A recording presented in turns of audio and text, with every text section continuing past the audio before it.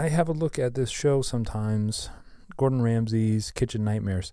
The show is pretty repetitive, so I try not to watch too much of it, maybe a couple nights in a row, and then, leave it for a couple weeks and then come back, leave it for a week or two, come back. But this Kitchen Nightmares show is pretty funny. If you're unaware, I'll try to explain. I'll try to give you the short of it. It's just kind of a funny show. I mean, it's like very capitalistic and pro-business. And Gordon Ramsay goes into a restaurant that's falling apart, whatever it is. It's some restaurant. It's got a struggle. He finds the angle. He does his survey. He tastes the food. He usually never likes the food. And then he gives feedback to the owner. The owner is in a state of denial, usually. And so then there's some sort of blow up, there's some sort of drama, and he does a good job of piercing through denial, and that's the job that he does. And he helps these restaurants at least try to soften the blow. A lot of these restaurants are like $500,000 in debt, some crazy amount of. The more in debt they are, they usually don't last very long.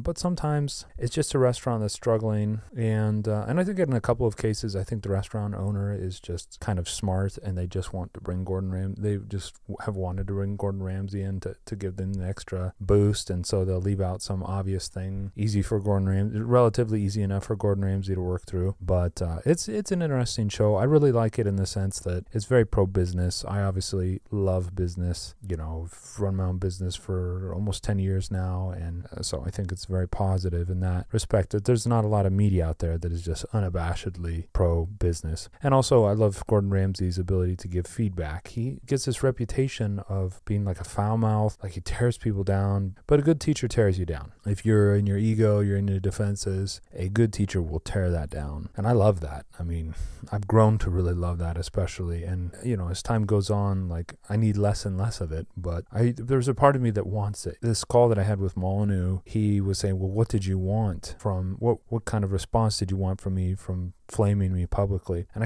I said humiliate, and a lot of people latched onto that and were like, oh, he has a humiliation fetish with Molyneux. But really what I meant was I wanted to be torn down, and it just strikes me. It comes to mind because that's really what I meant, is I wanted to be torn down as a good teacher would have. And so, but he heard the word humiliate and he just doesn't understand. And I think the conversation went in a direction for a little bit there that was not what I was after. And in hindsight and with some clarity, yeah, I think I wanted some tearing down.